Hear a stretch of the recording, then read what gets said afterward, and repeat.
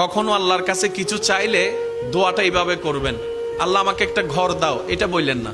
বলবেন আল্লাহ আমাকে একটা শান্তির ঘর দাও।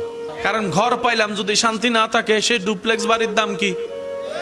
কখনো সন্তান চাইবেন না, বলবেন আল্লাহ আমাকে একটা নেককার সন্তান দাও।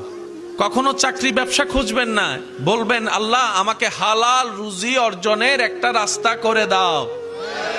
কারণ আপনার যদি সন্তান সন্ত্রাস হয়ে বসে, বাপদাদা 14 গোষ্ঠীর ইজ্জত, এই সন্তান হওয়ার চাইতো।